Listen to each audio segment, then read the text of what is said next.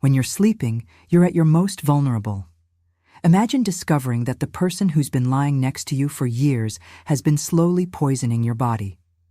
This was my reality for 7 years. Good afternoon, my dears.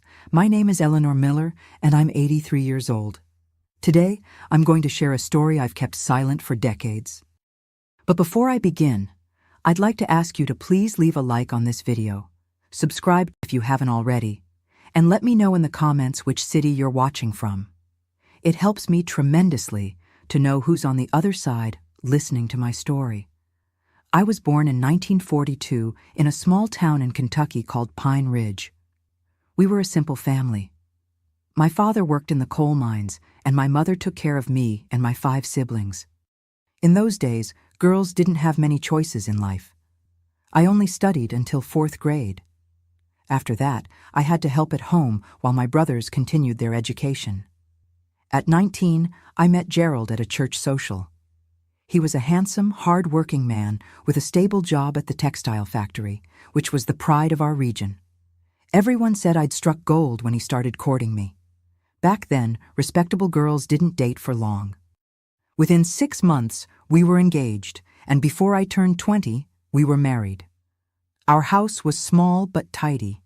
It was near the factory where Gerald worked, a blue 2-story house with white windows. I remember it like it was yesterday. I planted flowers in the front yard and embroidered tablecloths. I prepared lunch for him to take every day. For the first 3 years, we lived the life every young woman dreamed of. He would go to work. I would take care of the house, visit my mother on Sundays after church, and we dreamed about the children we'd have. But God didn't send us children.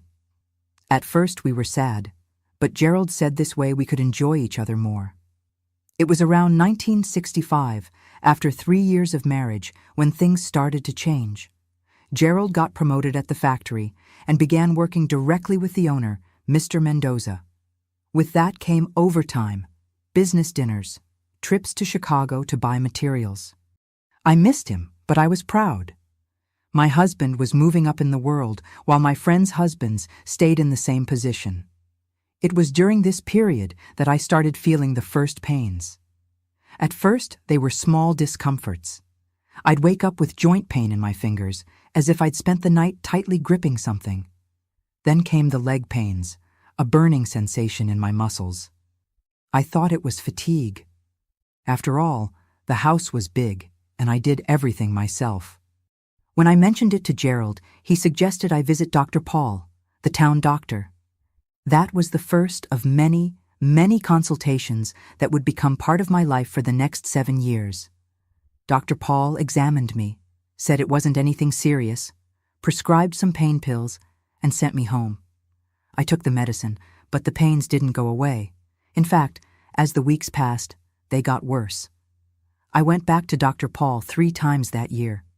With each visit, he seemed more impatient with me. "Mrs. Miller, you need to occupy yourself more. Find something to distract your mind," he would say, as if I was making it all up. But I felt it. My God, how I felt it. It was a pain that started in my joints, then spread through my muscles. Some mornings I could barely get out of bed.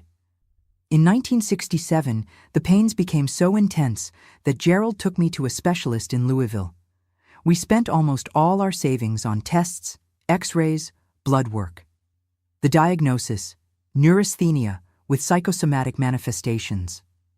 In simple words, the doctor was saying it was all in my head. "Your wife needs mental rest," he told Gerald, as if I wasn't in the same room. "I recommend a mild sedative before bed and vitamins to strengthen the nervous system."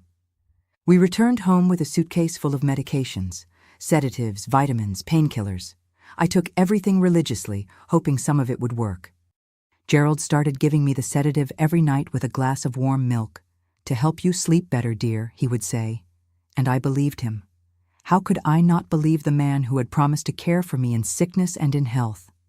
The years went by and my pains only increased. It wasn't just in the morning anymore, it was all day. My hair started falling out, my nails became weak and brittle. I lost so much weight that my clothes seemed to belong to someone else. The neighbors started gossiping. They said I had the bad disease. Back then, people were even afraid to say the word cancer. Gerald seemed increasingly distant. The overtime increased. Sometimes he came home so late that I was already asleep, drugged by the sedatives. When I asked about work, his answers were short, irritated. "You wouldn't understand, Eleanor. It's men's business." In 1969, I made a promise to God. I lit candles for days in a row. I fasted on Fridays and prayed the rosary every night. I asked him to show me the cause of my pains or to take away my suffering. I've always had great faith, you know. I believed God doesn't give us a burden heavier than we can carry. It was that same year that Mrs. Clark moved into the house next to ours. She was different from the other women in the neighborhood. She had been a teacher in Louisville, was a widow, lived alone, and didn't care what others thought. She wore pants when other women only wore dresses, drove her own car, and smoked cigarettes on the porch while reading books. At first, the neighbors spoke poorly of her, saying she wasn't an example of a decent woman. But I was so lonely, so desperate for someone who wouldn't look at me with pity or suspicion, that I started visiting her in the afternoons when Gerald was at work. Mrs. Clark listened to me, really listened, without interrupting, without judging. She was the first person who didn't doubt my pains, who didn't suggest it was all in my head. On the contrary, she asked questions, took notes on my answers, and seemed genuinely interested in solving the mystery. "Eleanor," she asked me one day, "have you noticed any pattern in your pains? Do they get worse at any specific time or after eating something?" No one had ever asked me that before. I started paying more attention, making notes like Mrs. Clark suggested, and that's how I noticed. The pains were always worse on the mornings after Gerald came home late from work. On days when he arrived at the normal time, I woke up feeling better. I could at least get up without as much suffering. When I mentioned this to Mrs. Clark, I saw something pass through her eyes, a shadow of concern, perhaps even fear.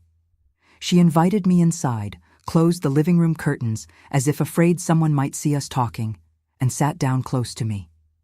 "Eleanor, forgive me for asking, but do you completely trust your husband?" I was shocked. How could she suggest such a thing? Gerald might be distant, yes, tired from work, irritated with my illness that never went away, but to think that he wasn't impossible. "Mrs. Clark, Gerald may have his flaws, but he's a good man. He takes me to doctors, pays for the medicines, takes care of me." She didn't insist, but she didn't seem convinced either. Before I left, she held my hands in hers and said something that would change my life forever. "Tomorrow, don't take the sedative he gives you. Pretend you took it. Hide the pill, lie down, and pretend to sleep. See what happens." I went home disturbed. How could Mrs. Clark suggest something like that? It was crazy. It was. And yet, the seed of doubt was planted. That night, when Gerald brought me the sedative with the milk, I observed him with different eyes. Was there something in his gesture, a kind of disguised anxiety I had never noticed before? Or was Mrs. Clark's suspicion affecting my judgment? I took the medicine as always, but the following night I gathered all my courage. When Gerald brought me the glass of milk with the pill, I brought it to my mouth but didn't swallow. I hid the pill in my closed hand, drank the milk, and wished my husband good night. I lay down with my back to him, my heart beating so hard I was afraid he might hear it. When I noticed Gerald was breathing deeply, I got up silently and went to the bathroom. I threw the pill in the toilet. I returned to bed and pretended to sleep, but stayed alert with my eyes half closed. Around midnight, I felt Gerald moving beside me. He got up carefully, watched to see if I was really sleeping, and then left the room. I heard his steps going down the stairs, heading toward the kitchen. What could he be doing? I got up silently and followed him, keeping to the shadows. Through the crack in the kitchen door, I saw something I'll never forget as long as I live. Gerald was standing by the cabinet where we kept the cleaning products. He took out a small bottle without a label and with great care dropped a few drops into a cup, the same blue cup I used every morning for my coffee. I retreated in horror, trying not to make noise, I went up the stairs as silently as possible. I returned to bed and covered myself, trembling, not from pain, but from fear. What was in that bottle? What was Gerald putting in my food? Could it be possible that the man with whom I had shared my life for 7 years was poisoning me?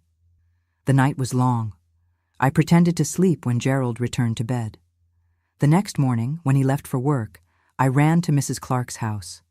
I told her what I had seen, tears streaming down my face. She didn't seem surprised, just deeply sad.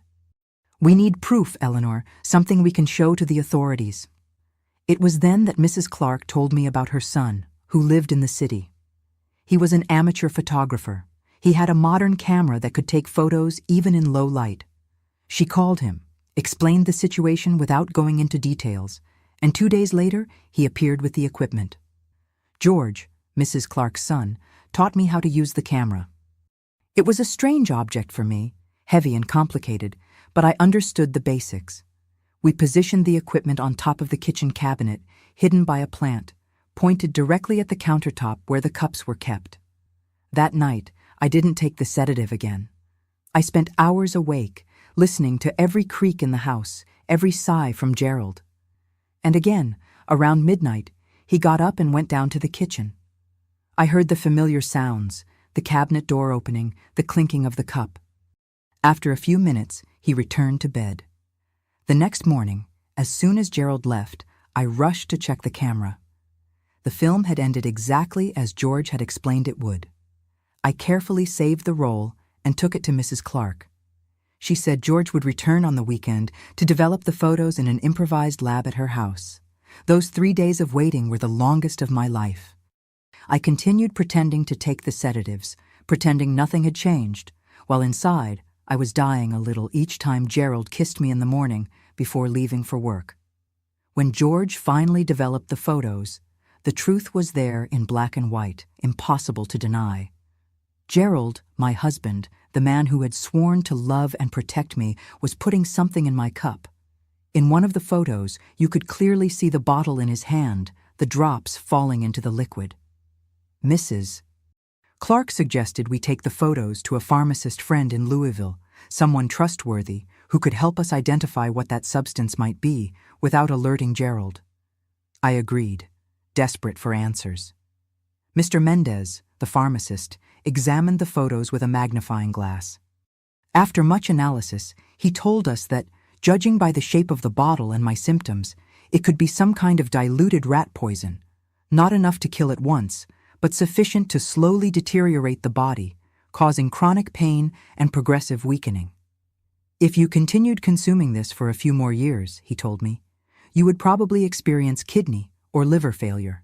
It would be a seemingly natural death, without raising suspicions. I left Mr. Mendez's pharmacy with weak legs, needing to lean on Mrs. Clark to avoid falling. Poisoning. My own husband was slowly poisoning me day after day for years. The pain I felt at that moment wasn't physical. It was a wound in my soul that seemed bottomless. Why? It was the only question hammering in my mind. Why would Gerald do this to me? I had been a good wife. I kept the house immaculate. I never complained when he came home late. I took care of his clothes. I prepared his favorite meals, even on days when I could barely stand because of the pain. What reason could he have for wanting to watch me die slowly? We returned to our town the same day. Throughout the entire bus ride back, I looked out the window without really seeing the landscape. I felt like I was in a nightmare, one of those you try to wake up from but can't. Mrs. Clark held my hand. Sometimes she would say something I couldn't process. The world had lost its meaning. When we arrived, it was already night. Gerald would be at home waiting for me, probably with a sedative and glass of milk ready. The idea of facing those eyes, of pretending everything was normal, made me nauseous. Mrs. Clark noticed my despair. "You don't have to go back home now," she said. "You can stay with me until we decide what to do." I accepted without hesitation. We sent a message to Gerald through the neighbor's son, saying I had become ill in Louisville and would need to stay hospitalized for a few days. It wasn't a complete lie. I really was sick, just not in the way he thought. For 3 days, I hid in Mrs. Clark's house, drinking liters of water trying to cleanse my body of that poison. Gradually, my mind started functioning again, connecting the dots. Gerald's overtime, the growing irritation, the distancing. There was something else happening, something I wasn't seeing. It was George who suggested we follow Gerald. "If he's trying to get rid of you," he said, "there must be a reason beyond money, since you're not rich." Usually in these cases, there's someone else involved. Another woman. The possibility had never seriously crossed my mind. Gerald was reserved, sometimes distant, but I never thought he might be cheating on me. Jealousy was never part of our marriage because I trusted him blindly from the first day. George offered to follow Gerald after work. Since he wasn't from town, there was no risk of being recognized. I wanted to go along, to see with my own eyes, but they convinced me it was too risky. That same night, George took his car and parked near the factory. When the shift ended, he saw Gerald leave, not alone as I expected, but accompanied by a woman. They got into Gerald's car and headed for the road leading to the next town. George followed at a safe distance. They stopped in front of a large house, one of those belonging to wealthy people. The woman got out first, Gerald right behind her. They entered the house hand in hand, without bothering to look around. They didn't act like people afraid of being discovered, but like a couple that felt safe, comfortable with each other. George waited for almost 2 hours. Gerald didn't come out. When he returned and told me everything, with Mrs. Clark by my side, something inside me broke. The last thread of hope, the one that said maybe there was an explanation, that maybe it was all a terrible mistake. There was no mistake. There was only betrayal, in the cruelest possible way. "Who is she?" I asked, my voice barely coming out. George hesitated, looked at his mother as if asking permission. "From what I could find out by asking around," he finally said, "it's Helena Mendoza, the sister-in-law of the factory owner. She became a widow 3 years ago when Mr. Mendoza's brother died in a car accident. She inherited everything, the house, the investments, even part of the factory shares. Helena Mendoza. I knew her by sight from Sunday masses and town events. An elegant, sophisticated woman, about 10 years older than me. The kind of woman who seemed to belong to another world. Fine clothes, jewelry, hands that had never washed a pot, the opposite of me with my short nails, rough hands from housework, simple dresses I made myself. And now? I asked, more to myself than to them. What do I do with this information? It was Mrs. Clark who responded, with that firmness I so admired. Now you decide whether you want to confront your husband or go directly to the police with the evidence we have. The police. Until that moment, I hadn't really considered involving the authorities. In my mind, I was still dealing with a marriage problem, not a crime. But it was exactly that, a crime. Gerald was trying to kill me. If we go to the police, argued George, we need to be sure the evidence is sufficient. Photos of someone dropping something into a cup might not be enough. He could say it was medicine, vitamins, anything. He was right. We needed more. And so, against all my self-preservation instincts, I decided I would go back home, confront Gerald, somehow record his confession, and then be free of him forever. Mrs. Clark and George tried to dissuade me. It was too dangerous, they said. What if Gerald realized I knew? What if he tried something more drastic to silence me? But my mind was made up. 7 years of pain, of humiliation, of being treated like I was crazy when in fact I was being poisoned. It had to end. And I needed to look into the eyes of the man who had destroyed my health and my trust. George lent me a small tape recorder, the kind reporters use. He showed me how it worked, how to hide it in the pocket of my apron. The plan was simple. I would return home saying I'd been discharged from the hospital, act normally, and at the right moment, confront Gerald with what I knew. I returned home on a Friday afternoon. Gerald wasn't there. Friday was overtime day. I now understood what that meant. I took advantage to search the house, looking for the poison. I found the bottle hidden at the back of the kitchen cabinet behind the cans of food. It had no label, just a colorless liquid that looked like water. I didn't dare open it to smell. I put it back exactly where it was. I prepared dinner like I did every Friday. Rice, beans, steak with onions. His favorite food. I set the table, took a long shower, put on a clean nightgown. It would be the last night I would sleep under the same roof as that man. This certainty gave me a strength I didn't know I had. Gerald arrived after 9, smelling of expensive cologne. He seemed surprised to see me standing in the kitchen, apparently recovered. "Eleanor, I didn't expect to find you at home." His voice tried to sound casual, but there was something strange in it. Perhaps concern, perhaps fear. "The doctor said it wasn't anything serious," I replied, forcing a smile. "They gave me some stronger medicine and sent me home. I prepared your favorite dinner." Gerald seemed uncomfortable, as if he didn't know what to do with this new version of me. Smiling, apparently healthy. During dinner, we talked about trivial things. He avoided looking directly into my eyes, perhaps fearing what he might see reflected in them. After dinner, he said he was going to take a shower. I heard the shower running and took the opportunity to turn on the recorder in the pocket of my apron. My heart was beating so hard I feared it might be heard on the recording. When Gerald returned to the kitchen, I was sitting at the table, the unlabeled bottle in front of me. The color drained from his face. His eyes went from the bottle to me, wide like those of a cornered animal. "What is this?" I asked calmly, though inside I was screaming. "Why do you keep rat poison in our food cabinet, Gerald?" I don't know what you're talking about," he stuttered, trying to appear indignant. "That must be some cleaning product. Don't mess with household things you don't understand." "I understand enough to know you've been putting this in my coffee every morning. I understand that these drops have been causing me pain for 7 years. I understand that you're trying to kill me, Gerald. What I don't understand is why."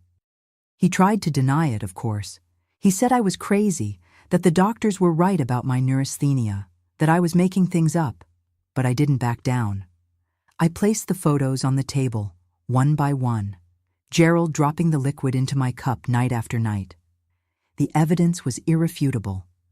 For long minutes, he stood in silence, looking at the photos. Then something changed in his face. The mask fell. I saw for the first time the real Gerald. Cold, calculating, a complete stranger to me. "You weren't going to die," he finally said, his voice strangely calm. "Not immediately. It would appear as a long, wearing illness. No one would suspect."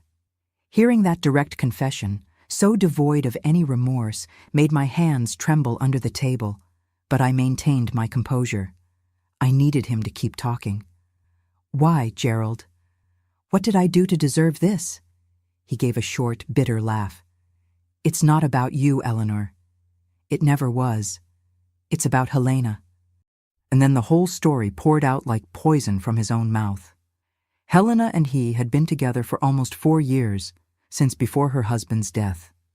They planned to be together, but divorce at that time was practically impossible. Expensive, scandalous. It would mean he'd lose his job at the factory, be rejected by the community. The death of Helena's husband was convenient. It opened a door. Only one obstacle remained: me. "Helena suggested it would be easier if you simply weren't in the way anymore," he said, now speaking freely, as if a weight had been lifted from his shoulders. "Her brother was a pharmacist. He knew substances that leave no trace. We started with small doses to see how your body would react. The idea was to gradually increase until your system couldn't take it anymore." Every word was a stab. This man with whom I'd shared my bed, my dreams, my youth, had coldly conspired to take my life. And why? To be with a rich woman, to move up in the world, to avoid the scandal of a divorce. And the pain? Did you know how much I suffered? "Of course I knew," he replied, and there was almost a sick pride in his voice. "But it was a necessary evil. The more you complained, the more the doctors believed it was all in your head. When you finally died, everyone would say it was stress, weak nerves, anything but the truth. The recording continued, capturing every word of that monstrous confession. I knew I had enough to take to the police, to ensure Gerald would pay for his crimes. But there was still one question consuming me. Did you ever really love me? Or was it all a lie from the beginning? Gerald seemed to consider the question for a moment, as if he were really making an effort to remember if there had been any real feeling for me. In the beginning, maybe, he finally said. You were pretty, young, would make a good wife, but then I met Helena. She's different, Eleanor. She understands my value, knows what I'm capable of. With her, I can be someone important, not just another factory worker. At that moment, looking at that man I no longer recognized, I felt something strange happen inside me. The fear, the pain, the confusion, all of it began to give way to a cold, controlled anger, a determination I had never felt before. I understand, I said simply, rising from the table. I think we have nothing more to talk about. Gerald looked at me, confused by my calm reaction. He expected tears, hysteria, pleading. He didn't expect this composed woman who was now putting the photos back in her purse. What are you going to do? He finally asked, a tone of concern entering his voice. You're not going to tell anyone, are you? No one would believe you anyway. Everyone thinks you're crazy. We'll see, I replied, walking toward the door. Now, if you'll excuse me, I need fresh air. I walked out the front door without looking back, the recorder still working in the pocket of my apron.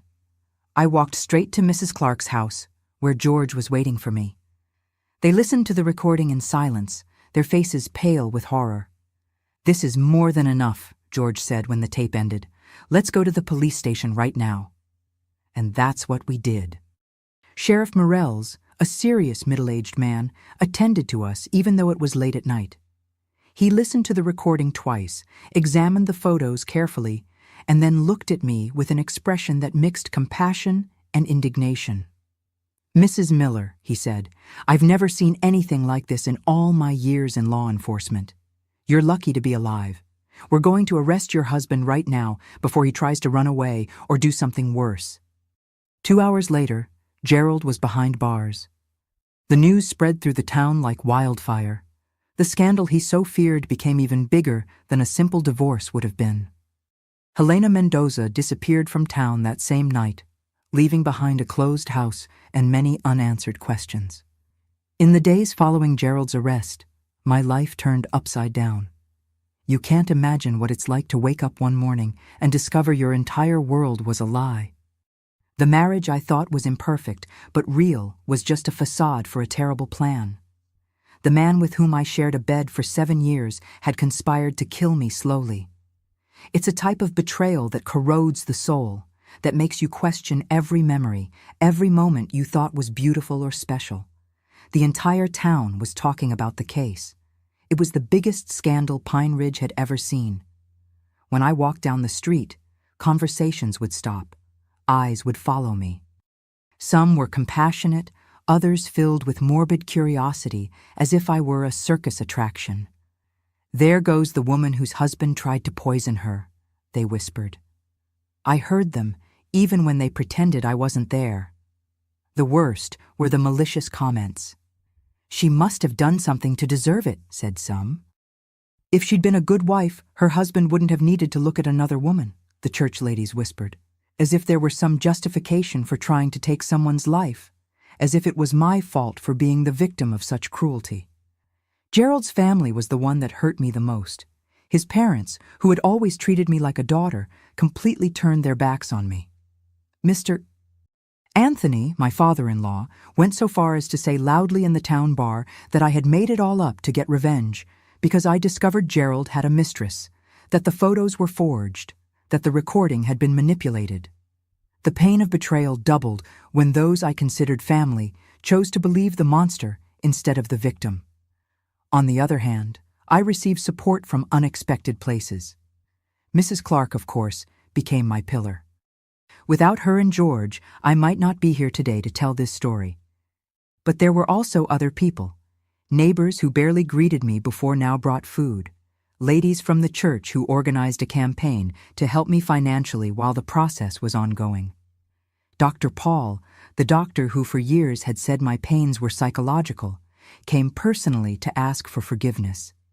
I saw tears in the eyes of that man who had always seemed so cold and distant. "I failed as a doctor and as a human being," he said, his voice breaking. "I should have investigated more. I should have really listened to you."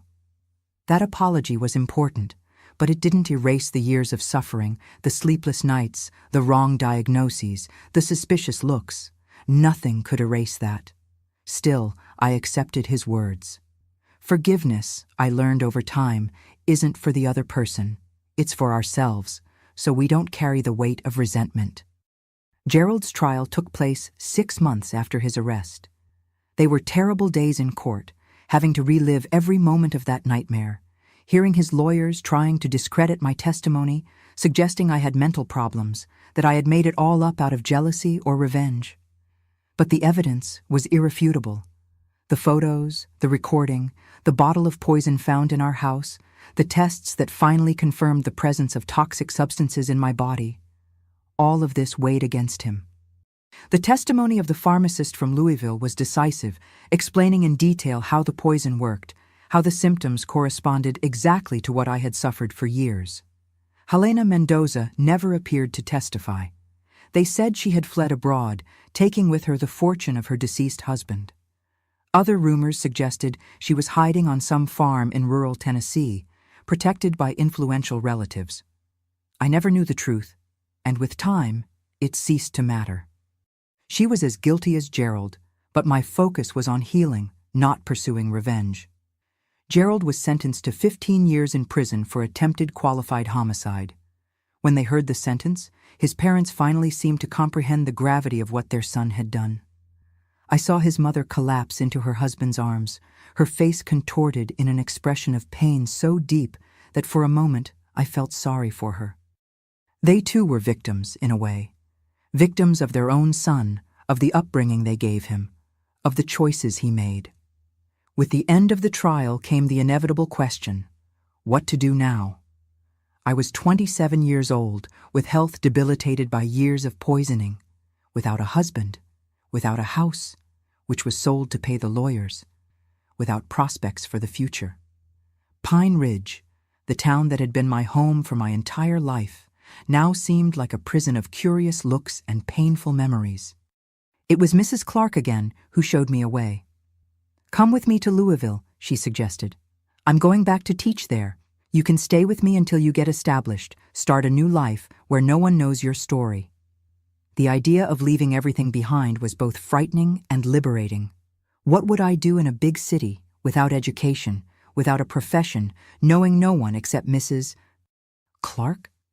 But the alternative, staying in that town where every corner reminded me of Gerald, where people looked at me with pity or suspicion, seemed even worse.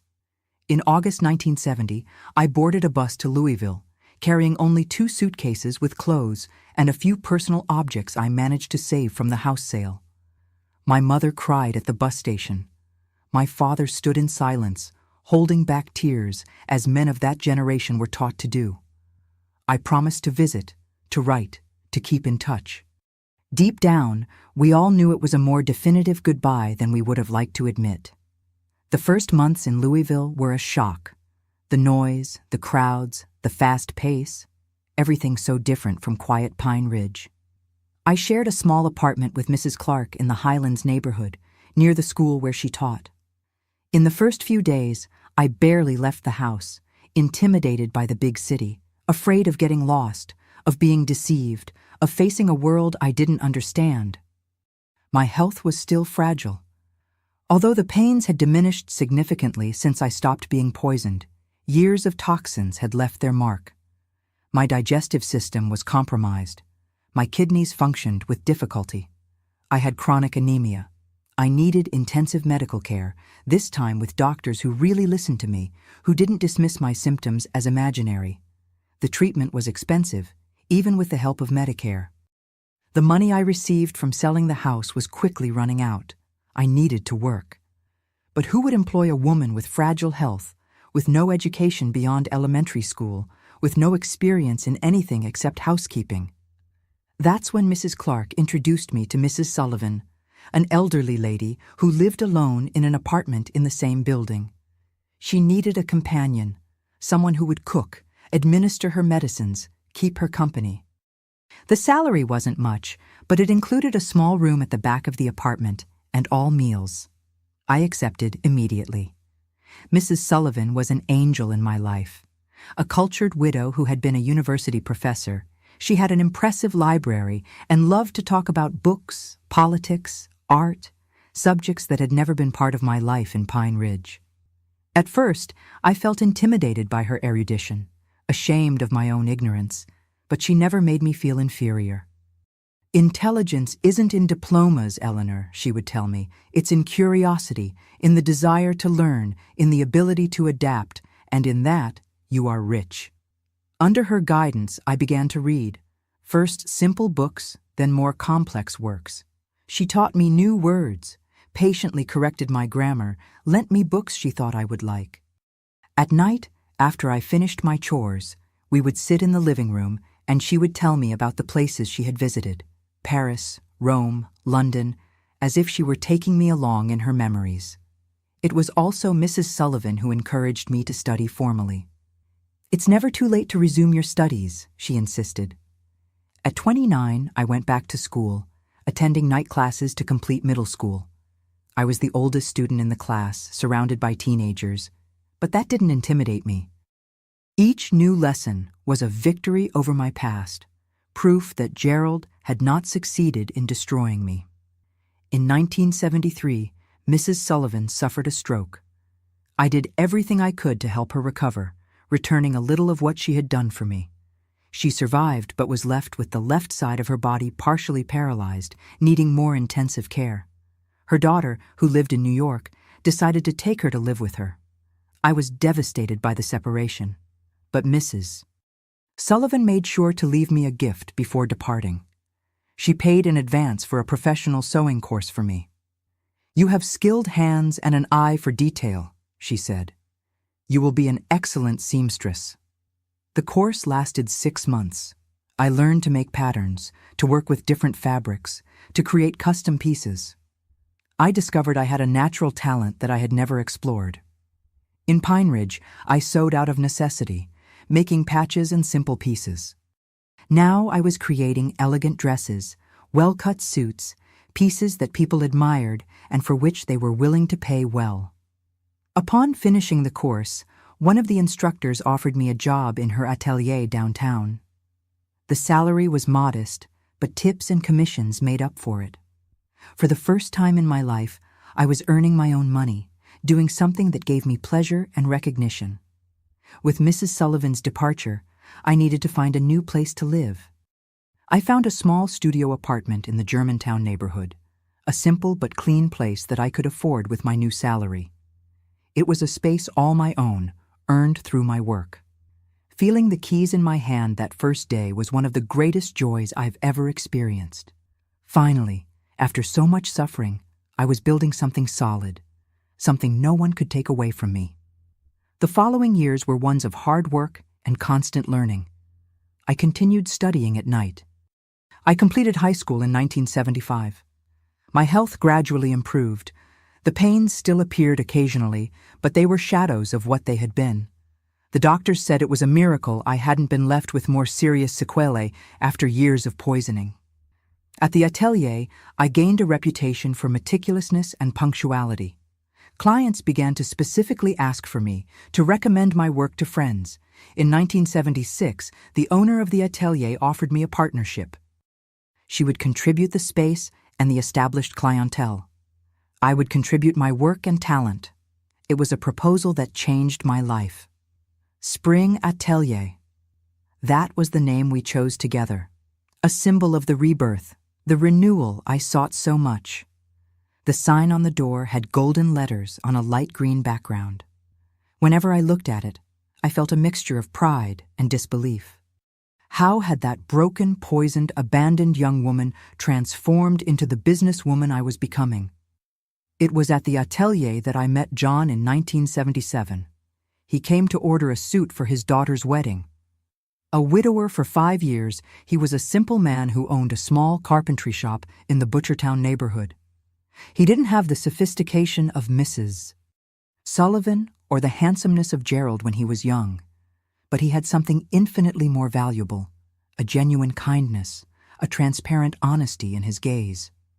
Our relationship started slowly, with caution on both sides. I, for obvious reasons, was afraid to trust again.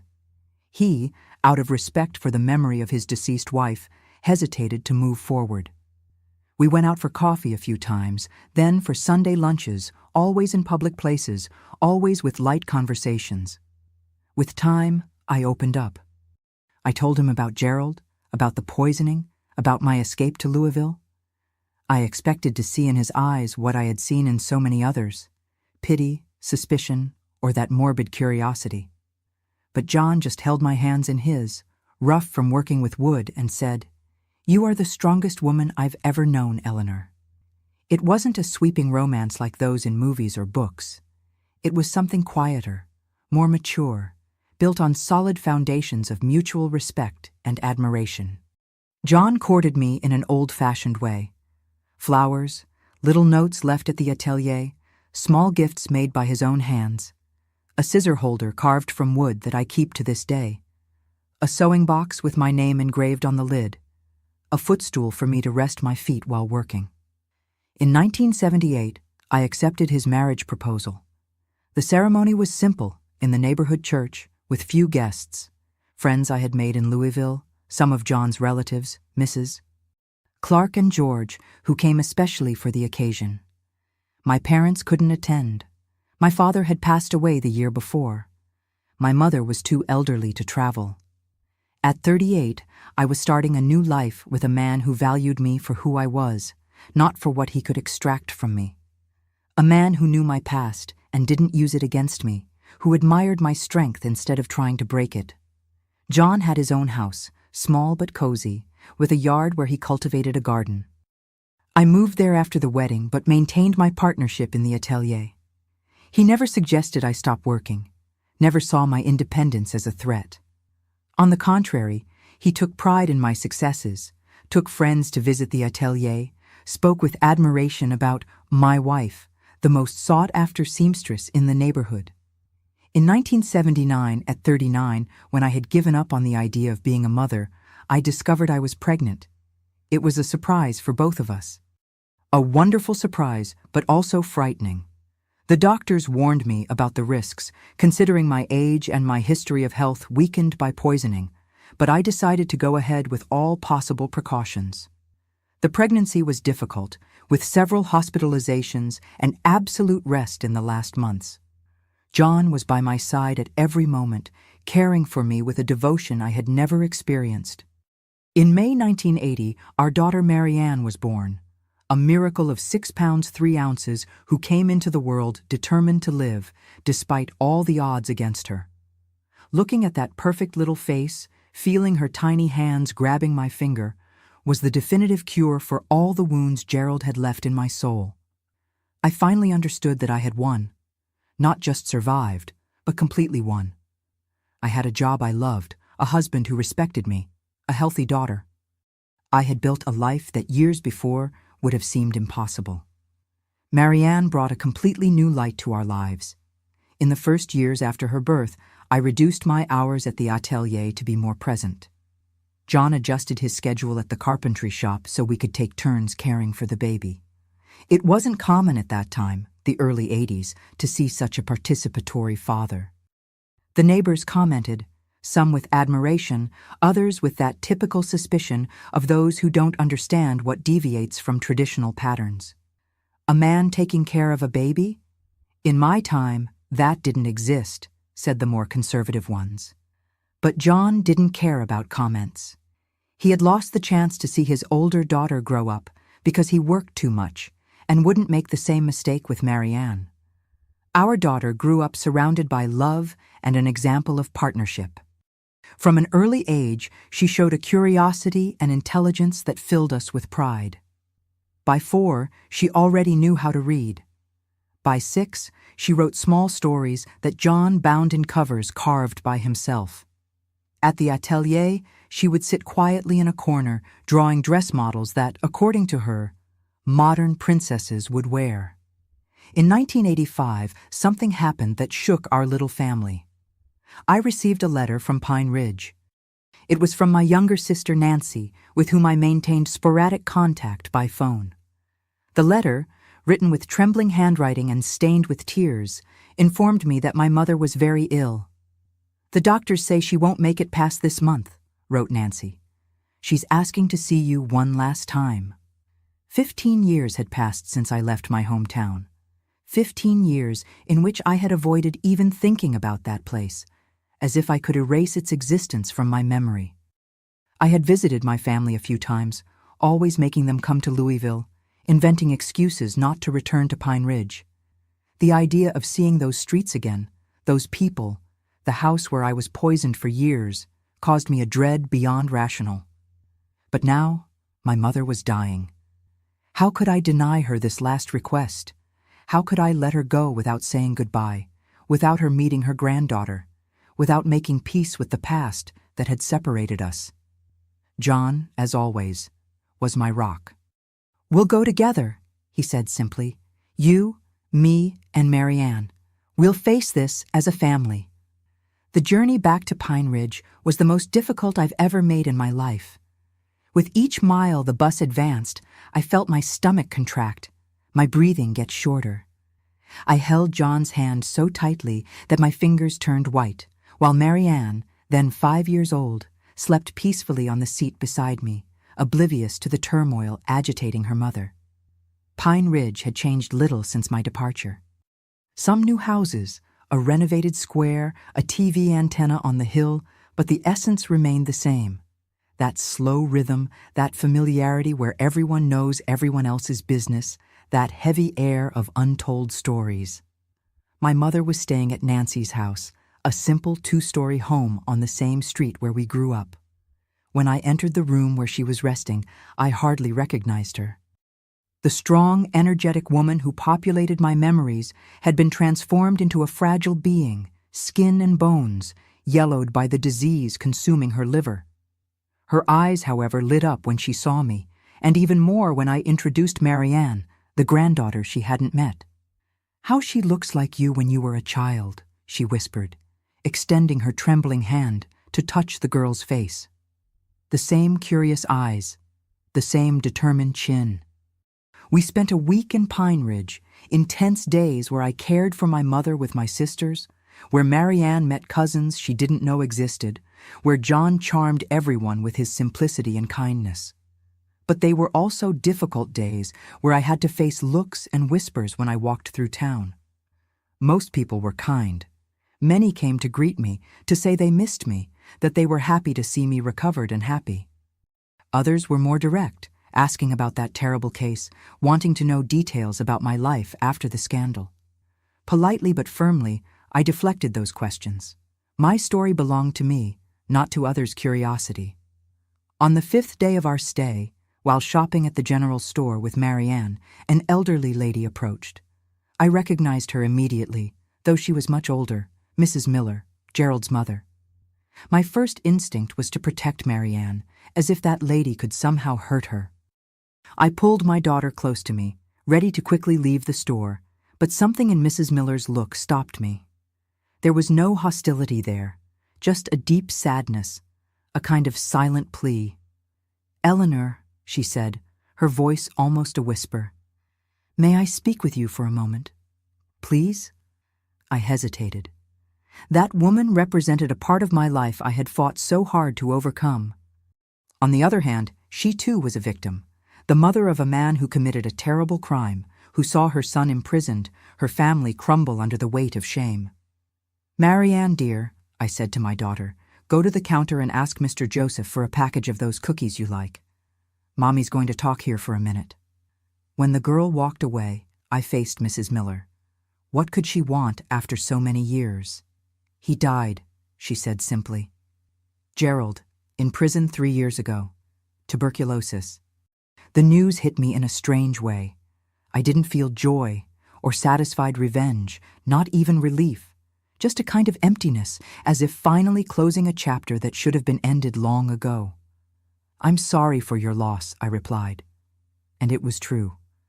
As monstrous as Gerald had revealed himself to be, he was still the son of that broken woman in front of me.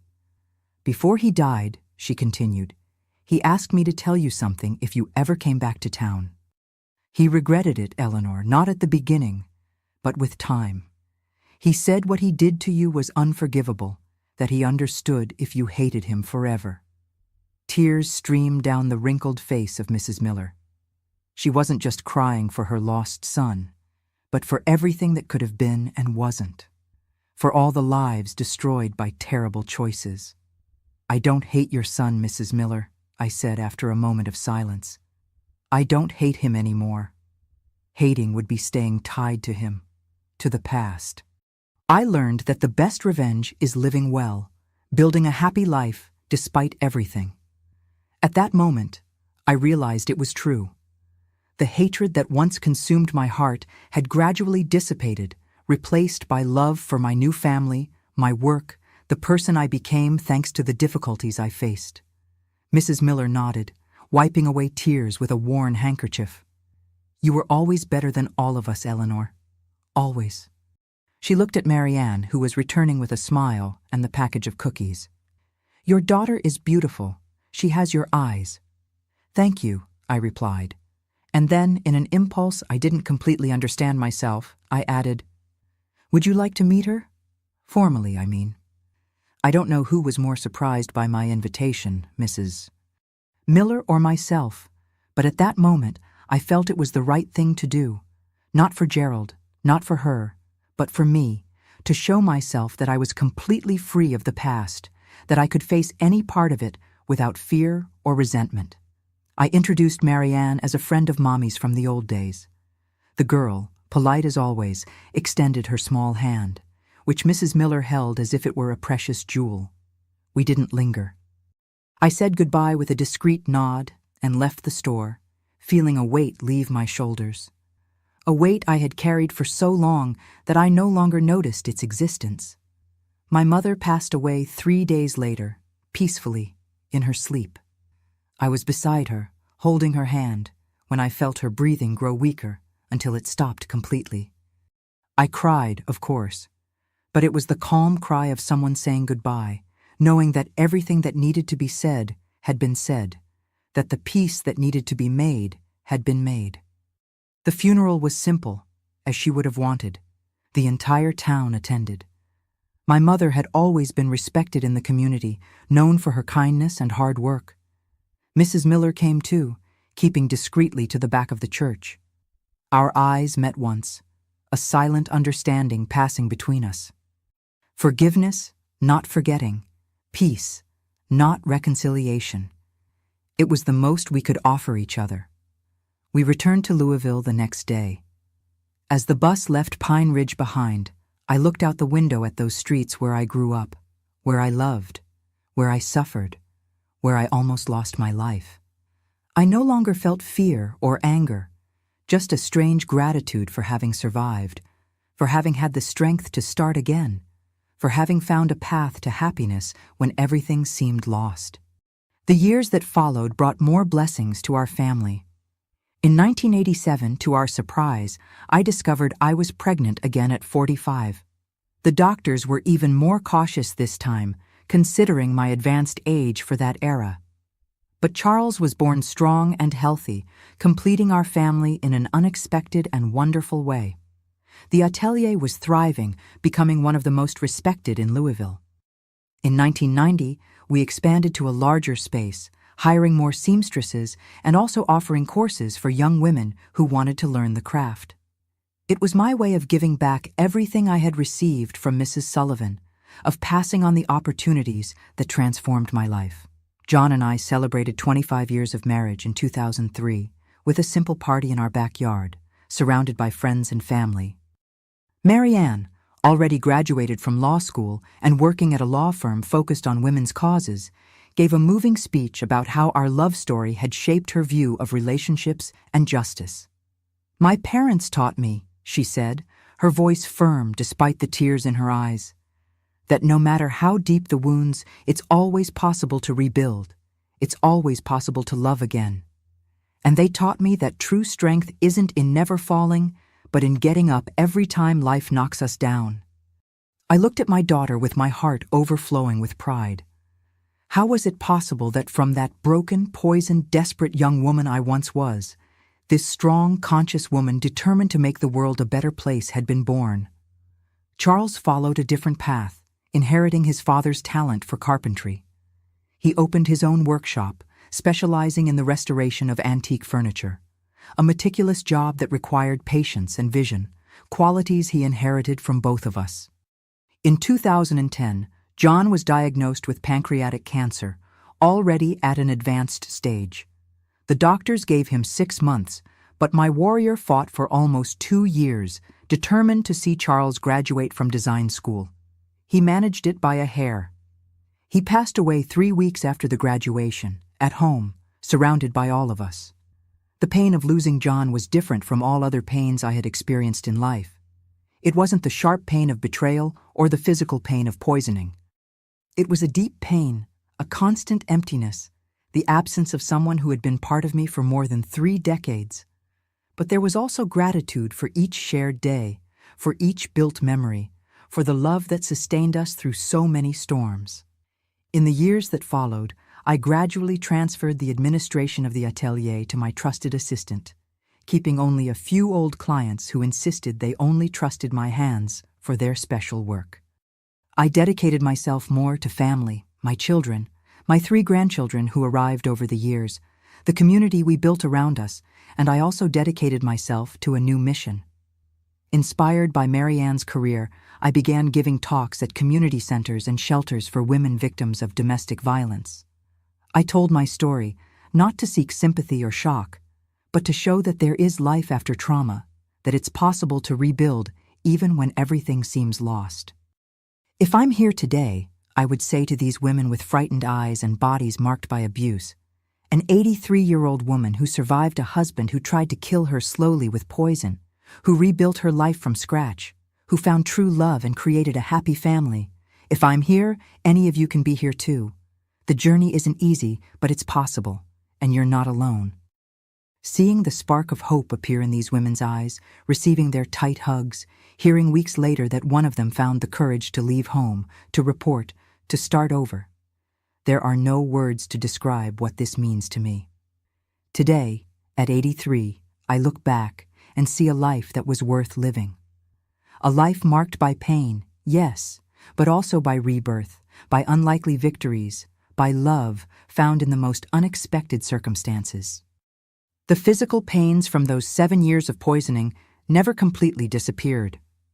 On damp days, my joints still protest, reminding me of the poison that once ran through my veins. But these pains are now only distant echoes. A part of my story that doesn't define who I am, but helped shape the woman I became. You must be wondering what happened to Helena Mendoza, the woman for whom Gerald was willing to kill me slowly. For many years, I knew nothing about her. It was as if she had disappeared from the face of the earth after the scandal. Some said she had fled abroad, others that she was hiding on some relative's farm in the countryside. To be honest, I didn't care. I had closed that chapter of my life and moved on. But in 2015, when I had already turned 73, I received an unexpected call that reopened wounds I believed had healed forever. It was a journalist from a major national magazine. She was preparing a special article on crimes of passion that marked small-town America in the 60s and 70s and had found references to my case. My first instinct was to refuse the interview. Why relive that nightmare? Why expose my pain again to satisfy others' curiosity? But Marianne, always sensible, made me see it from another angle. "Mom," she said, "think about how many women might be going through similar situations right now. Your testimony might give someone the courage to ask for help before it's too late." That touched my heart. If my story could save a single life, it would be worth telling it again.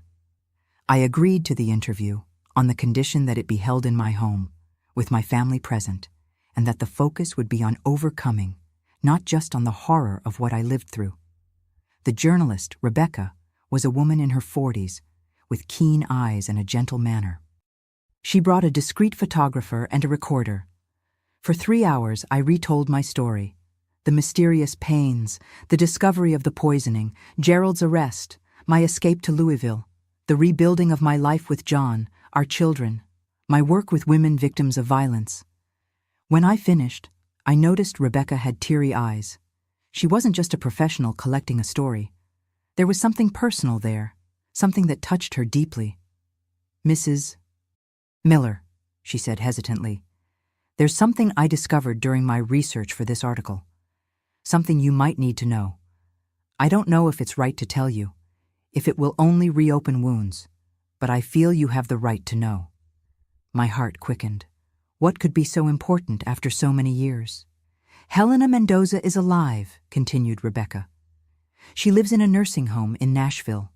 She has advanced Alzheimer's, rarely has moments of lucidity. But before losing her memory, she gave an interview to a local newspaper confessing her role in your poisoning." I felt the air leave my lungs. Helena, the name I had tried to forget for decades, the woman who, along with Gerald, planned my slow and painful death. "What did she say?" I asked, my voice almost a whisper. Rebecca hesitated, looking at Marianne as if asking permission to continue. My daughter nodded, putting her hand on mine in a gesture of support. "She confirmed everything you already knew, the affair with Gerald, the plan to eliminate you slowly. But she revealed something more, something that was never mentioned at the trial." Rebecca paused as if searching for the right words. "Helena claimed that it wasn't her who had the idea of poisoning.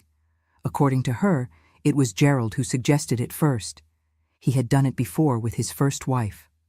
The shock was like a punch to the stomach. First wife? Gerald was never married before me. He was, Mrs. Miller, in Nashville for less than a year. The young woman died of a mysterious illness that doctors couldn't diagnose. No one suspected anything at the time. Months later, he moved to Pine Ridge, where he met you. My mind was spinning. Gerald had been married before, had killed before. I wasn't the first victim, just the first who survived to tell the story. "Why did this never come up during the trial?" asked Charles, who had remained silent until then, but now couldn't hide his indignation. "It was a different time," explained Rebecca. "Records weren't digitized, information didn't circulate like today, and Helena kept this secret until shortly before completely losing her memory." I remained silent, absorbing the impact of that revelation. It wasn't just about me. There was another woman, young like I had been, whose name I didn't even know, who had her life taken by the same man in the same cruel way. A woman who didn't have a Mrs. Clark to help her, a camera to expose the truth, a chance to survive and rebuild her life. "I'd like to visit Helena," I said finally, to the surprise of everyone in the room, including myself. "Is that possible?" Rebecca seemed disconcerted for a moment. "Well, yes, I can check with the nursing home. But Mrs. Miller, she probably won't recognize you or remember anything that happened. The Alzheimer's is at an advanced stage." "It doesn't matter," I replied. "I'm not looking for confrontation or confessions. I just need to see for myself to definitively close this chapter." 2 weeks later, accompanied by Marianne and Rebecca, I entered the Pine Creek Nursing Home in Nashville. It was a clean, well-kept place with flowering gardens and attentive staff. Helena was in a wheelchair in the solarium, covered by a blanket despite the heat, staring at nothing. I don't know what I expected to feel when seeing that woman who once conspired to kill me. Hatred, fear, triumph at seeing her reduced to that state. But when I approached and saw her empty eyes, her fragile body, I felt only a deep sadness. Not for me, not for what I suffered, but for the futility of it all. 2 lives destroyed, that of Gerald's first wife and mine. For what? For money? For status? For a passion that certainly didn't last? Helena looked at me without seeing me, without any sign of recognition. Her eyes, once so calculating according to Gerald, were now opaque. absent. The nurse said she rarely spoke, that she spent her days like this, lost in a world only she knew. "Helena," I said softly, sitting beside her. "It's Eleanor." There was no reaction, no movement of recognition, no spark in her eyes, just emptiness. "I came to say I forgive you," I continued, the words coming spontaneously. "Not for your sake. You probably don't even understand what I'm saying now, but for mine, to be able to move on completely in peace." I touched her wrinkled hand, cold despite the heat of the day. For an instant, so brief that later I wondered if I had imagined it, her fingers closed slightly over mine. Then they returned to being motionless. I left the nursing home with a strange feeling of conclusion, as if a book that had been open for decades had finally been closed. On the way back to Louisville, I told Marianne and Rebecca about the other thing I discovered during that visit, something the nurse revealed when I asked how long Helena had been there. "You know what's most ironic?" I said. "Helena has been in that nursing home for 15 years. You know who pays her expenses?" Both shook their heads, curious. "Her nephew, her brother's son, the only relative she has left. The same Helena who conspired to kill her brother-in-law, who got the inheritance when he died, now depends on her nephew's charity. All the money she inherited, which was one of the motives for wanting to get rid of me, is gone. She lost everything in bad investments and fraudulent schemes. In the end, nothing remained of everything she and Gerald planned." There was a lesson there, a kind of poetic justice that didn't come from courts or prisons, but from life itself, following its relentless course. Rebecca's article was published 2 months later, occupying 8 pages of the magazine. It was honest without sensationalism, focusing as much on the horror of what I lived through as on the strength I found to start over. The photos showed me as I am now, a white-haired lady surrounded by children and grandchildren in the garden of the house I built with John.